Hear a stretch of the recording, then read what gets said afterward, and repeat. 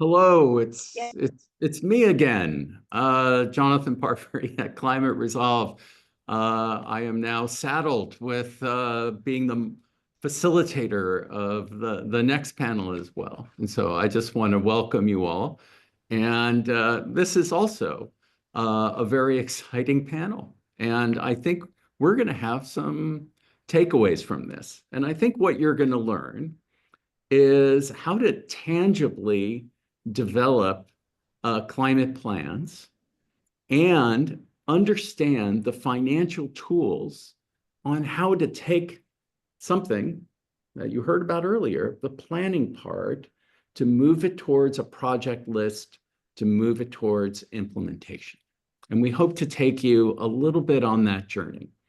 And so what we have with us are some wonderful speakers, including Larry Kosmont, who is without any contention, the unparalleled king of municipal financing in California. He has no peers in this area, and look forward to hearing from him. We have Adrienne Greve, who literally wrote the book on climate planning for California and beyond. And she's a professor at Cal Poly San Luis Obispo. And we have none other than the great mayor of the city of Long Beach, Mayor Rex Richardson, joining us to bring a sense of real world experience to deal with the concepts of planning and funding for implementation. And so with that, I would like to hand this off to Adrienne to walk us through the steps of what a climate action plan is, what a adaptation plan is, and what are the just explain those basic concepts and let our audience know that there is sort of a discipline that has emerged over the last decade on what this actually looks like. So please, over to you. Okay, is this something that I will warn you, Jonathan? Like, I have 5 slides that have nothing to do with that. They're on climate smart capital investment planning, or the infrastructure side of things. But it's true, there are now methods to writing climate plans that do greenhouse gases and adaptation. There's good guidance for it now. So do you want me to go into, I'm just kind of for framing. No, I want you to get to the development of financial planning for these things. Absolutely, positively. But I think we have to maybe provide a little bit more context for the audience on climate planning altogether and what it means. I will say that, and I welcome Mayor Rex or Larry to jump in. In California, it's easier, partly because we have state guidance and state mandates that you have to include climate change. So your climate plan can be an implementation tool, kind of like the zoning code is for your land use plan. So it ends up being kind of, okay, here's the goals and the targets. Here's how we do it on the ground here locally. So it's contextualized to your location, to your local culture, to the citizens and communities that are there. So it is contextual, and it always is. And yes, do we need to drive less and drive different cars? Yeah, that's true everywhere. But the way you do that is different everywhere. And so that's kind of the fun of it. And adaptation, of course, different impacts are felt everywhere. Like, I'm in San Luis Obispo. We're 10 miles from the ocean, meaning we're not worried about sea level rise. Coastal communities are. Similarly, like, there's lots of microclimates, but what those impacts mean locally are going to be different too. And so the state of California has provided phenomenal resources to help jurisdictions like CalAdapt, like CalEnviroScreen, and then additional guidance like CalBrace or the Adaptation Planning Guide, which is how I met Jonathan, which help local jurisdictions make use of state resources like CalAdapt, like CalEnviroscreen, to actually create actionable local policy that reflects local conditions, local communities, and local need. And those steps, the process can be very lengthy, as most planning can be. It can also be quite short, depends on the place and the capacity of the local city. Thank you, Adrian. And please feel free to proceed with your slide deck. Okay, you can go ahead and put my slides up. Oh, I think Larry's first. Uh-oh. Sure. Do you want me to start? I mean, Sure, Larry, go for it. Now that Adrian has set me up so well, I mean, I'll do her slides. Go for it, Larry. So pleasure to be on with Adrian and Mayor Rex. Mayor and Long Beach are good clients of Kosmont, and they are really leaders on special districts evaluating a number of economic and climate programs. What I wanted to talk about is how do all of us, following Adrian's comments, how do you manage the capacity to finance infrastructure that is resilient, that enables adaptation, that can mitigate risk? And it's actually better in California than in many other places, because we have created a number of special districts called tax increment financing districts that can enable a local jurisdiction or several in partnership. This is really set up to have a city like Long Beach and the county partner up on a special district to enable investment in mobility, resiliency, climate mitigations, and so on. And the districts we have are listed on this slide, or illustrated on the slide. We have these enhanced infrastructure financing districts, which were created in 2014. The community revitalization district on the right, which is mostly housing oriented, created about the same time. And most recently, 2 years ago, Senator Dodd authorized or carried legislation that was approved, and it's called the Climate Resilience District, which is really focused on sea level rise, climate mitigations, utilities, infrastructure that serves resiliency and supports adaptation. And that's what I want to talk about today, because this is the same district, by the way, that Kosmont has proposed to the city of Los Angeles to adopt for Eaton and Palisades, and that process is beginning. So I'll show you how these work. Next slide.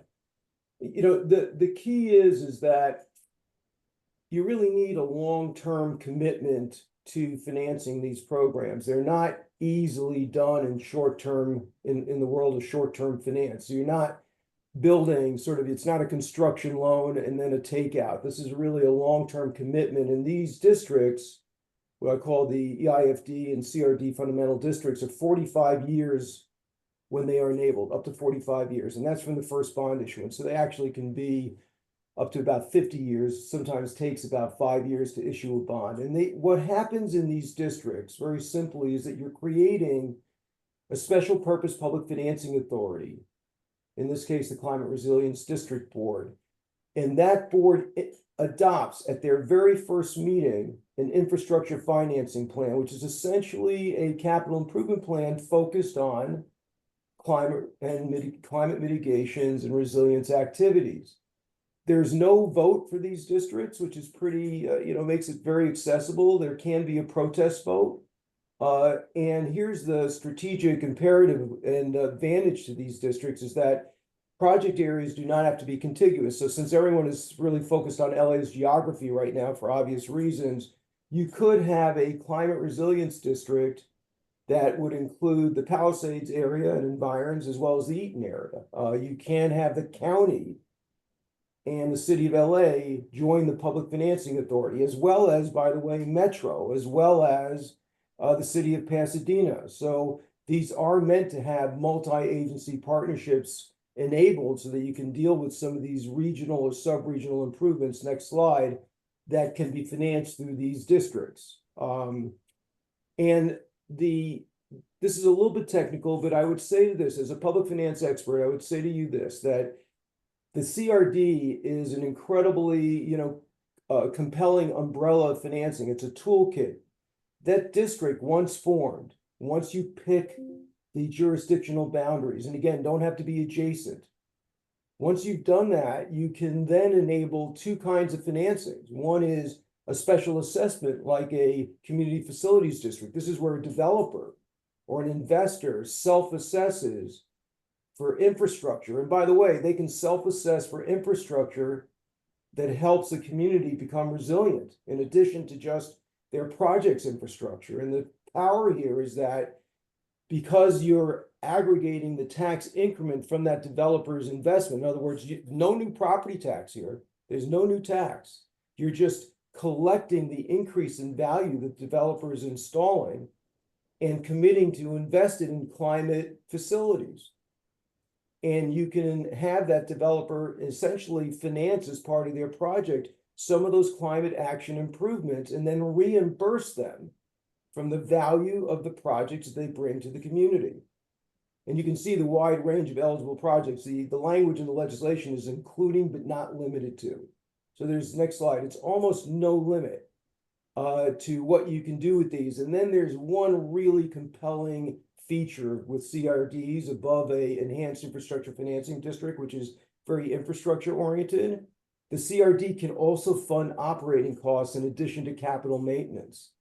So think about the Palisades now, think about Eaton. You can actually create and fund operations, boots on the ground, to manage cleanup, to manage the installation of infrastructure for both commercial and residential re-engagement.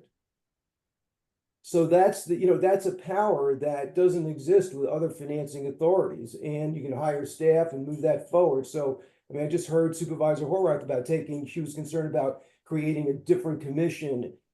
This is a public financing authority that's really not a political body. It's an operational body that enables financing and operations to move forward on an expedited basis. So this is why, next slide, we included it. And actually, you can see on the left, you probably can't see on the left, but this is a motion that Kosmont helped draft that Tracy Park, Councilmember Tracy Park, had brought to the council in January, right after the incident, and was approved unanimously. And it basically says that the city of Los Angeles will engage in an evaluation of a climate resilience district for Palisades and other areas. And in the last bullet, you can hardly say it, they'll explore the feasibility of partnering with the county of Los Angeles, which is what I was saying earlier. In fact, you can see all the districts that Kosmont is working on statewide, and you can see a number of partnerships, particularly by LA County, with local communities, Laverne, Redondo Beach, Carson, and so on. And you can also see that the purpose of these districts is very flexible. Everything from climate action and climate remediation to transportation, to coastal, to downtown, to utilities. Next slide. The flexibility of these is rather compelling. I'm going to just finish up pretty quickly with these couple of slides. I will tell you that under the sort of the mantra of never let a good tragedy go to waste, let me show you how tax increment works, and then show you how it works in an emergency circumstance like the Palisades. And this is why the CRD is so financially compelling for the Palisades and for Eaton. Typically, you form these districts and you establish a baseline of property value. Again, no new property tax. You just freeze the base along that dashed line at the bottom, the hash line across. And then you establish that district for the 45 years as illustrated. And then as private investment comes along, this can be inducement for economic development program, inducement for utilities, inducement for climate-related infrastructure. As new projects come along and they increase the value of the base, that tax increment goes to the Public Financing Authority to invest in infrastructure and operations related to climate sustainability and resiliency and repair. Okay, and you can see that it's a long slope because private investment typically takes a while to get approval and engage, and it follows the commercial standards of achieving a legitimate return on investment. So there are governors to that reinvestment, to that investment program. Now let's go to the emergency circumstance. Here in the Palisades, next slide, please, you'll see that you had on the left, you had a tax base. I just used Palisades, and these are numbers that are moving around. But let's say you had a tax base that was worth $18 billion in assessed value. Assessed value and market value are very different numbers. I don't even want to get into that discussion because it's highly detailed. Just saying, though, that the assessed value would be at 18 pre-fire, you have an immediate drop because of the emergency relief and disaster declaration in the value. There's a reassessment that comes that is a benefit to those that have experienced loss. So you have a dramatic reduction in property tax to land value. And then you have an accelerated reinvestment that comes from insurance. It's an artificial cycle of investment because it's been induced by an emergency circumstance. Unlike that other slide, which showed a much longer increment slope, this is dramatically increased because you have people who want to get back and reinvest. Here's the thing, you need the money as well for the public infrastructure to support that private investment. And so ironically, the drop in value creates a lower base. It's like catching the stock market on a bad day. It creates a lower base. And then you have this dramatic uptick that's accelerated from the insurance proceeds. That becomes reinvestment proceeds for those areas that have been impacted, and they're available to the TIF district. So that's the strategy. It's not a perfect strategy, but it's a compelling strategy to get public funds available quickly, leveraging off the reinvestment proceeds in insurance and the collateral private capital into the area to get it revitalized as quickly as possible. It's an accelerated tax increment investment cycle using the climate resilience district as the tool, as the financing vehicle. Last slide. So just to, there's a lot here. I mean, these districts, if you haven't done them, they appear a little bit complex at first, but the basics are that they're designed to enable the implementation of climate change mitigation adaptation. And whether you have an accelerated circumstance as in the Palisades and Eaton, or you just have, let's say, a long-term economic outlook like Mayor Rex might have in Palm Beach, and you create one of these districts, recognize that you can, in addition to inducing private investment, capture the value of that private investment and put it into the programs identified on the slide, whether it be wildfire, river, drought, extreme heat, all eligible, included, but not limited to. So that's sort of the high level discussion. And I'm sure we're going to have a chat about how to use these and when you can get these going, how you can get them going, and also some of the policy considerations behind the expenditures and the operations. So thanks, Jonathan. I'll call it quits for now. Thanks so much, Larry. And I think you offer such a compelling vision because in the past, when people are looking at doing climate resilience projects, they might look to federal dollars. I hate to break it to you, folks, may not be there for the next few years. Or they might look to state dollars. And if you didn't know, the state's going through kind of a budget crunch right now. So Larry, what you're offering is a kind of DIY method of helping people in the face of disaster or in the face of trying to prevent disaster, to give them the financial options to get there. If I could just add one thing, it's a great point you make, and I've had the privilege of serving on the finance committee with Los Angeles, for Los Angeles, trying to help as a volunteer, setting this district up and having different recovery financial platforms looked at by the private sector and the public sector.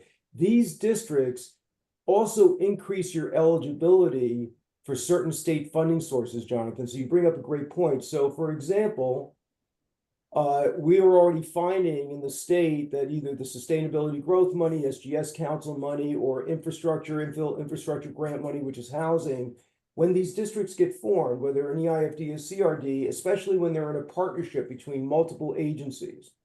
And by the way, an agency has to commit their revenue to become a partner on the Public Financing Authority.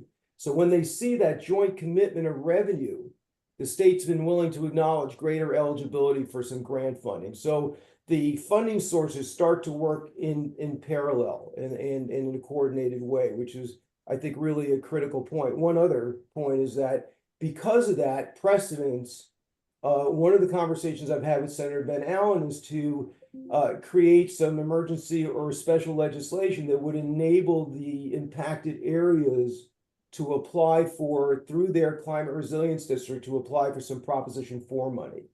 So that would be a new source that would also be brought early into the game if that could happen. Thank you.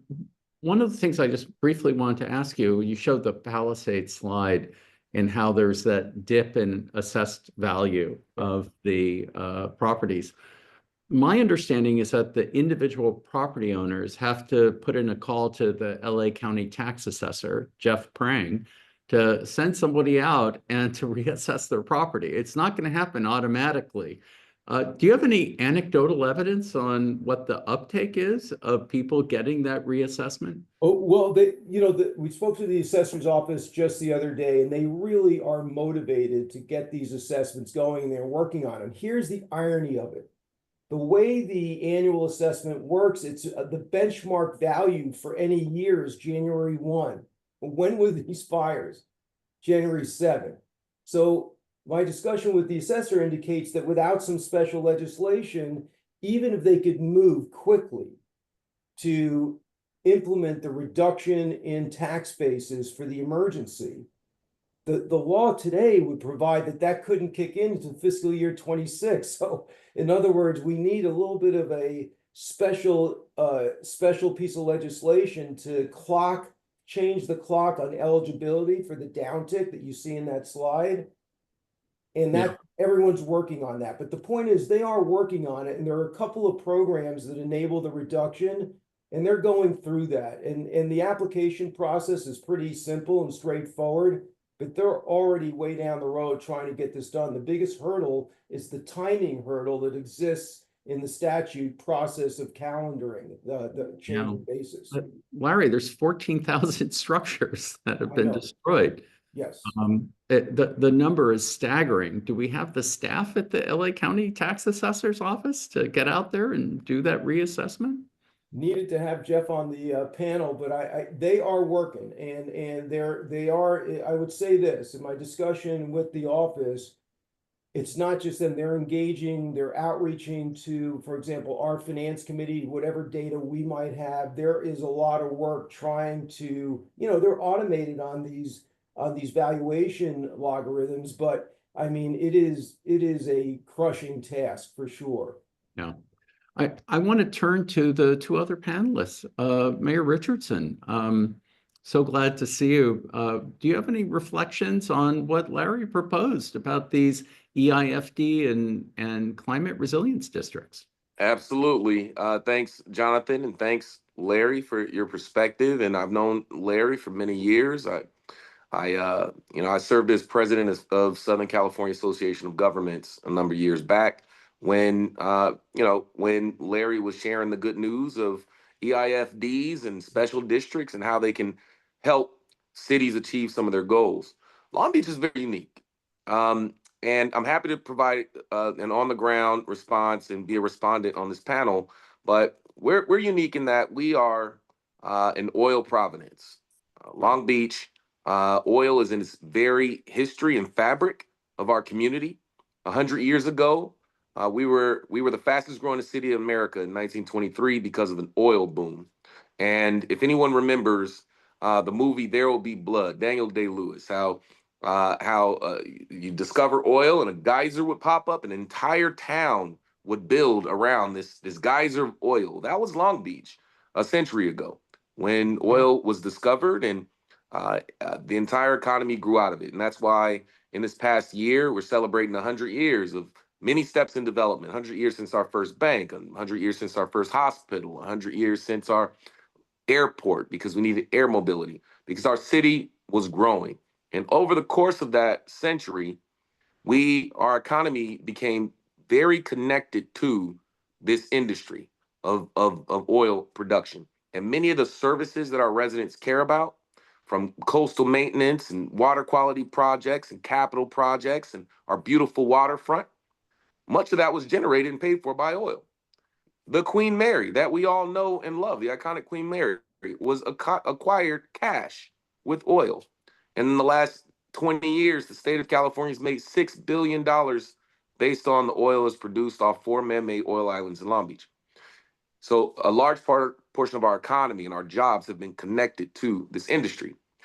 And now we're in a place where we have to figure out a transition where we have to become a climate sustainable city and transition our services and our jobs to more sustainable revenue sources. And it's a big transition and is guided by our Long Beach Climate Action Plan. So we launched this plan in 2022 after a year-long process, lots of community engagement, more than 10,000 participants, dozens and dozens of events, scientific, business, community, youth working groups, to really come together and ask the question, how do we not only transition our revenue, but how do we green our port? How do we green our fleets? How do we transition our operations off of this revenue? And how do we transition the industries that make up Long Beach? And how do we do it in a way where we still maintain our economic leadership and our economic footprint as the region's largest port? And how do we ultimately position our city to come out the other end stronger and deliver better services and have the infrastructure necessary to have a climate thriving city? So we put forward our climate action plan, and it's a national leader, but now we're in a place of implementation, and it raises a number of questions. And Larry addresses some of those questions. How do you finance much of this transition? So Long Beach has tested a number of ways to finance this transition. One, we went to the ballot and we increased our tax on oil.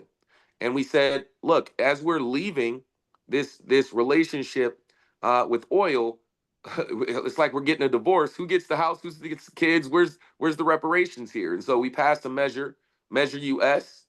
We partnered with Climate Resolve on that back in 2020, and it generates ongoing revenue for implementation for our climate action adaptation plan. We also are in a conversation with the state of California that as we step out of this relationship, how can the revenues moving forward that the state collects, how can those be driven to help support the services and the infrastructure? We're talking to Larry Kosmont about special tax increment finance districts that help to spark some of the new industries our community will be dependent on. For example, we have healthcare cluster in our city. It's all really in one area. How can we establish new special finance districts to really create something special around the healthcare industry where folks can transition to those jobs? Aerospace, advanced manufacturing. We've got one of the fastest growing space clusters in America where we're building space stations and rockets and satellites and spacecraft all in one area. So how do you create the special districts to really create something special and boost those industries? And it goes on beyond that to climate friendly infrastructure, where Long Beach is at the end of 2 rivers, the Los Angeles River, the San Gabriel Valley River, and multiple watersheds. So when it rains in Los Angeles, that water and that debris flows down to Long Beach and manifests in flooding and extreme flooding events, which makes us need to look at, it triggers us to look at our capital improvements and how do we design better flood stations and pump stations and more climate resilient infrastructure. And then north of us, how do we, the North Long Beach community, 6 miles away from the coastline, how do we build more climate sustainable infrastructure, pools for our community, cooling centers? All of this has a cost. So we look at our CIP and our capital. I know we're going to talk about that in a little bit, but how do we now plan for the next 50 years and 75 years by investing in climate-friendly infrastructure? So the implementation is directly tied to and connected to our ability to generate new revenue and plan for the future, because the longer you wait, the more expensive it becomes for our city and the less quality of life we can deliver for our residents. Thank you so much, Mayor Richardson. I just wanted to share with folks that may not be from the Los Angeles area that Long Beach is really a city on the move. There is a publication, it's called the LA Business Journal. You pick up that publication, every single issue is a new company moving into Long Beach, every single one. And there is economic development happening under your leadership, Mayor Richardson. I Congratulations. appreciate that. Well, again, this is all a part of that transition. We need to redefine who we are as a city. The oil-based economy is our past, and we've arguably benefited from that past when you see our beautiful waterfront, but it's not our future. And now is the time where you have to redefine who we are. Industries of the future, space, tourism, bringing more people to our city for entertainment, hosting a number of incredible events for LA 28. All of these activities are culminating in a moment and creates a platform for us to redefine Long Beach as a climate forward, sustainable city that knows how to address its challenges, plans for the future in a way that is clean and sustainable. Thanks, Jonathan. Thank you. Adrian, I'm segueing back to you, handing the baton over. Will you please share your slides with us? Absolutely. I'll let that first slide come on. Okay, so first, thank you. And I'll literally be talking about one more means by which local jurisdictions can gain access to finance for some of these bigger pieces and kind of municipal asset development or infrastructure. You can go to the next slide. And this is partly to say, we talked about local climate planning, and it's to keep in mind local climate plans, much like our general or comprehensive plans, tend to have, at least in terms of the strategies in them, a 20 to 30 year tops time horizon.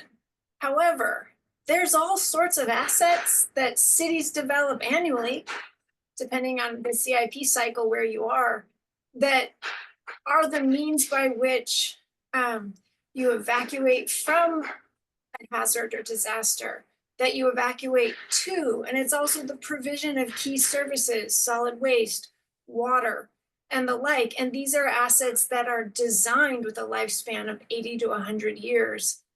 And since this is the finance, city policy, and science, part of it is to say, if you want them to last 80 to 100 years, you've got to develop, design them, and locate them, knowing what the world's going to look like 80 to 100 years in the future, not just by climate forecasts, but also by future development pattern, roughly speaking, and population and the like. You can go to the next slide. So as part of a team that's Cal Poly and the University of Washington up in Seattle, I've spent much of the last 10 years working on climate-informed capital investment plans. Yes, internationally and largely with Global South. In the time following COVID, we've moved domestically. So we're working with Montgomery County, Maryland, just northwest of Washington, DC right now.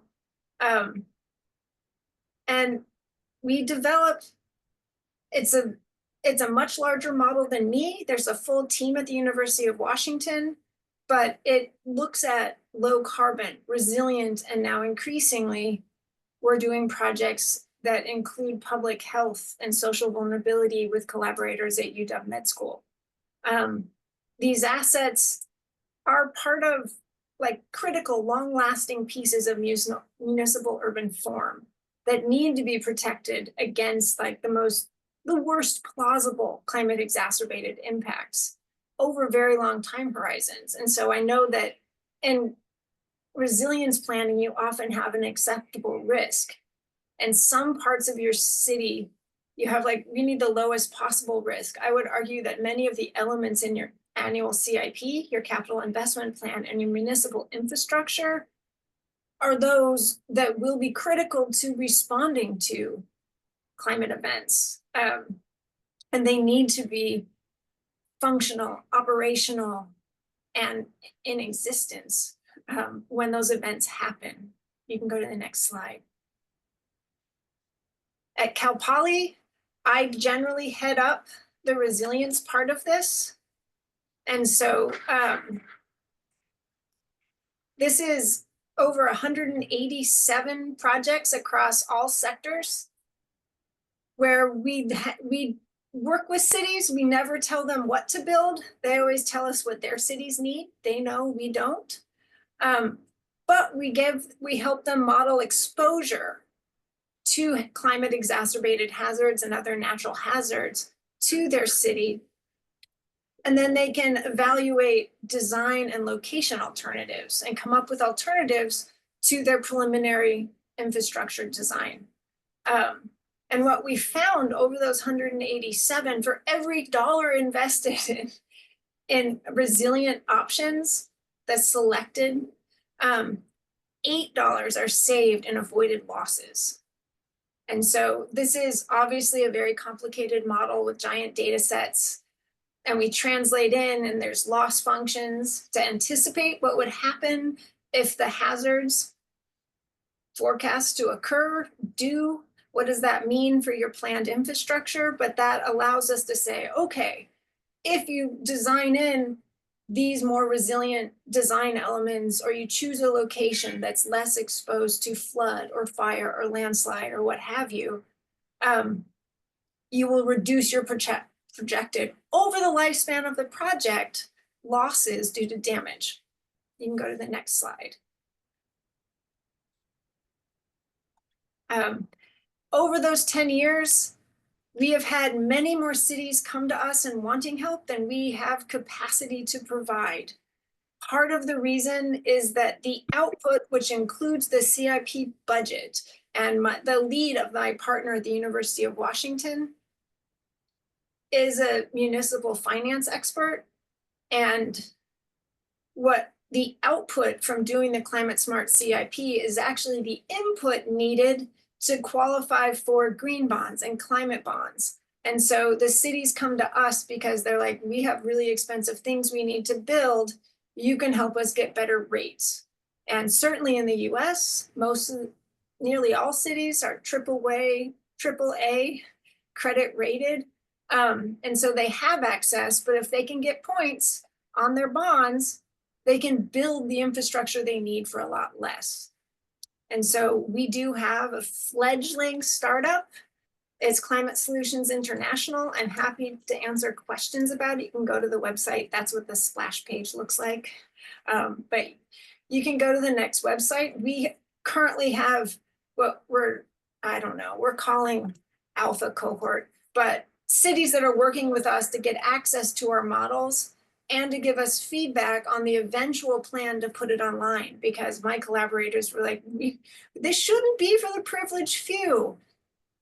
Is there a way that we can give access to these tools to every city who wants it? Which is what we're trying to do, which is a complicated endeavor, to be perfectly honest. And the last slide.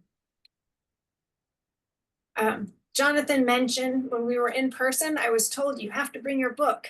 So, and I would be remiss if I don't mention that this is the book we wrote with two wonderful co-authors that I'm sure many in the audience know, Mike Boswell and Tammy Seal. And you can find this book through Island Press or wherever it is you find reading material. But thank you very much for your time, and I'm happy to answer any questions. Thank you so much, Adrian. That was a great presentation. And I'd like to ask Mayor Richardson and Larry about the capital improvement budgets. I'm sure you've been involved with those. I'd love to hear your response to Adrian's presentation on the cost savings if you do it right. Larry? Sure, I'm happy to jump in. So Yeah, we typically, we have an annual CIP, but we plan our infrastructure in 3 or 5 year periods of time. So right now, our infrastructure plan is from 2023 to 2028. And we call this plan the Elevate 28 plan. If you go to lbelevate28.com, and please add that into the chat for the guests, you'll see almost $1 billion of infrastructure projects across our entire city. And we branded it Elevate 28, not so that this infrastructure is necessarily in service to the Olympics, but it is a good point for people to know that we're investing in our entire city and getting our city in tip-top shape from north, south, east, west, when we prepare to open up our doors. Now, you'll notice that there's a specific link to sustainable projects and sustainable infrastructure. It's called out where you can see exactly where the projects are, what their impact is. There's cut sheets on every specific project and a dashboard that shows questions about equity and investment, all those things on each of those projects. By allowing us to package and batch our CIP programs together, it allows us to go out and leverage those dollars to other sources, federal, state dollars, and say, hey, if we have 700 million, 800 million, what can you do? How can you come in, Rivers and Mountains Conservancy and others, and help grow this impact and piggyback on our projects to have an even greater impact? Some of the projects that we're really proud of here, it's projects to improve community centers and pools in the further north part of our town, where we see that there is significantly higher temperatures during the same day. There's just more concrete and less greening. You'll see projects that add to our urban canopy. You'll see projects around water quality and storm treatment of stormwater. You'll see a number of mobility and street projects that add to our ability to move around our city, but also addresses some of those core infrastructure issues that contribute to flooding down in the peninsula and some of those other areas. And so by presenting it together as one comprehensive plan, we can add a lens of climate, we can add a lens of mobility, we can add a lens of equity to really show the city how we're investing our infrastructure dollars. I'll tell you, there's more scrutiny on public officials and public trust right now than any other time, and that calls on us to present the things that maybe we just would do in a normal way, like paving a street and putting up a sign that the street is being paved. Now we have to find new and innovative ways to explain what we're doing to the public and how are these investments in service to some of our broader goals. And that's why we rolled out Elevate 28, lbelevate28.com. And you'll see there's likely no city in America that is presenting its infrastructure plan, streets, sidewalks, parks, open space, storm drain treatment, mobility, all of those things in a way that is clear and attractive and quantifies the impact the way that we do in Long Beach. So Larry, over to you. Why aren't we doing our CIPs with factoring greater resilience values and actually like looking at that as a cost savings measure? I think that's going. I mean, I really do. I think when you take a look at California's codes, I mean, one of the reasons we're getting spikes in costs is because our codes are trying to push the development industry into recyclable materials, net zero impacts. And in that business, frankly, the codes are ahead of the business in terms of providing a lot of the materials and a lot of the consistency delivery, which is ramping costs up. You know what? So be it. It's hard to move an economy in a different direction. That's part of the pain of growth. I mean, if you're going to do what Adrian says, which is the right thing, which is to induce these capital improvement programs beyond reaching, and this is where I think Long Beach is very good, beyond reaching the public domain for dollars, because that's competitive. Why not try and match that CIP for climate to private investment? The codes are driving them there anyway. To the extent that you can do that and put that tax increment, what I call value capture the value of increased investment in that district, and guess what? To redirect that increase in value back to the measures that you've identified, let's say in Elevate 28 or in one of Adrian's capital improvement plans. It's just that what we're trying to do at Kosmont is to enable the public sector to go after the private bucket of value and expenditures so we can accelerate the investment in resiliency and sustainability. That's really the key to the highway, I think. So we thank you so much, Larry. I mean, when we look at the cities that are in the WUI related to there's updated building codes that are related to fire. Yes. And LA County Fire Chief is not moving off of those codes, period, end of sentence. It's not happening, nor should he, because people are going to need insurance. And is insurance going to be around if you're not building back in a more resilient fashion? So Adrian, your response. Yes, agreed. But I also, in response to Larry's comment, is that for me, I'm like, yes, and that isn't harness the private sector and collaborate, yeah, do that too. If your city's building a bridge or a major municipal asset, yeah, use your CIP. Go get bond revenue, whichever, but like, and do your collaboration with districts. It's not just one thing. And I think in anything in climate, we can't be like, that's the best. And it's like, there isn't a best. You No, pick right. the things that work best for the location you are. And it may even be a combination. So I think I think we often get trapped in this being competitive. I'm like, yeah, that's amazing. You can do that too. But I think And one can leverage the other. yep, they can. Exactly. That's exactly right. And I think part of it is a lot of city governments, not all, certainly not all, have this CIP process through a different department and a different process than community development that's developing the climate plans and general plans. And so there's often a disconnect. And climate isn't necessarily integrated into the capital finance process. And so part of our work has been like, you do amazing climate planning. Why isn't it in your capital plan? Is a bit of how we came to doing what we're doing. And now we were in the global south thinking that's where it was needed. And lots of cities agreed it was. And then during COVID, in talking to cities in the US, we were like, oh, you need it too. Which was interesting because we presumed they didn't, and they do, and badly. So we're now partnering with C40, C40 North America, and various large municipal organizations to figure out how to roll out some of these ideas, like League of Cities, for example, to try to do some of this. But I do think the districts that Larry talks about, yes, absolutely. You don't do it alone. So, Mayor Richardson, I just heard from Professor Greve a very important idea that sometimes in cities, other municipalities, counties as well, in states, we have people with various silos. And so the economic development people aren't the same people as the CIP people. How are you overcoming this in Long Beach? Sure.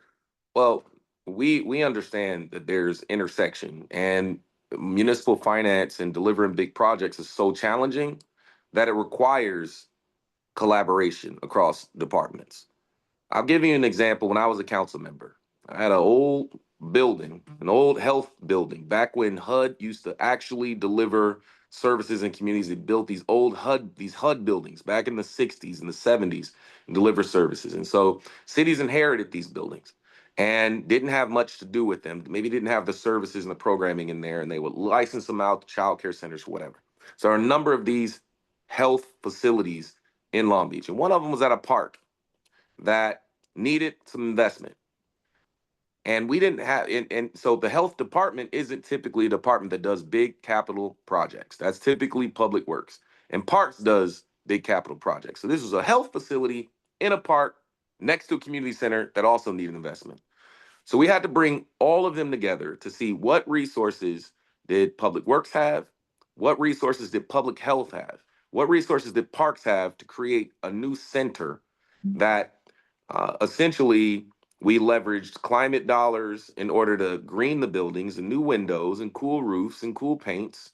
And then we used the program dollars from health to go in and put a healthcare clinic and put services to activate it, while Parks and Rec went to go secure grants to build the community center. And what we rolled out was two new facilities. The Ron Arias Health Equity Facility, one of a kind in our city, an old building with new life based on funding that came from different streams. And what did it deliver to the community? A new community center and a clinic and an opportunity for a home for our Black infant health programming and our Boys and Men of Color, My Brother's Keeper style programming in the community, right next to a new community center that had additional programmable space.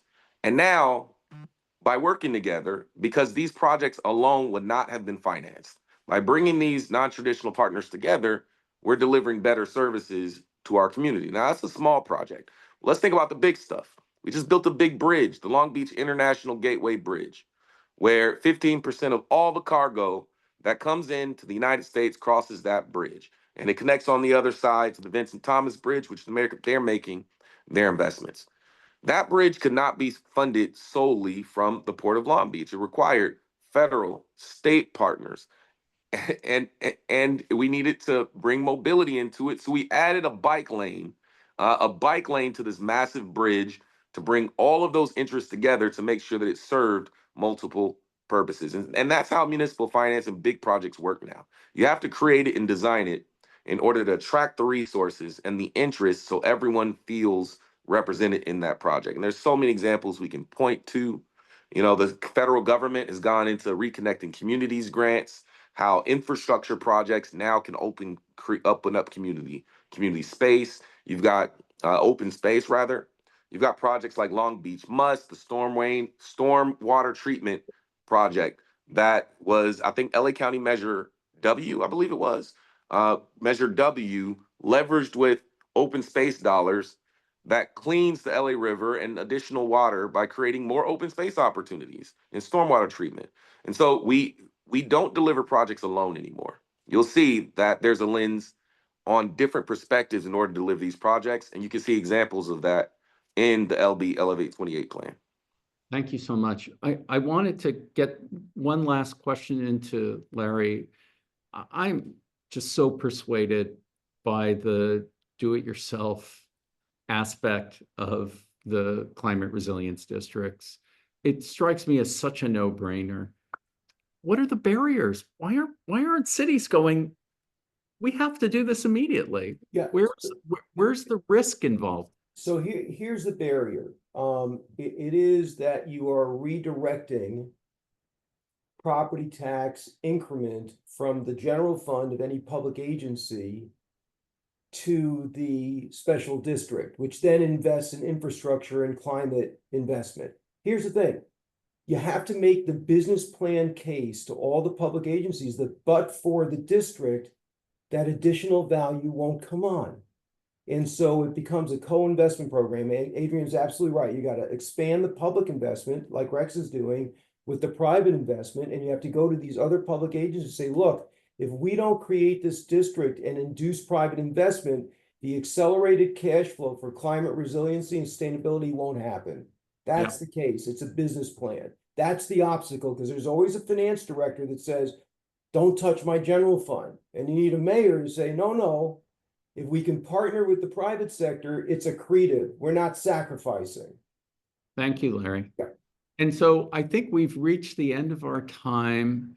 And I'm just so grateful for Professor Greve, for Larry Kosmont, and for Mayor Rex Richardson. We can't give you a round of applause because we're remote, but if we were in person, you would hear a standing ovation. We are breaking for lunch, and that means that we are coming back in an hour. And I'm going to tease this up.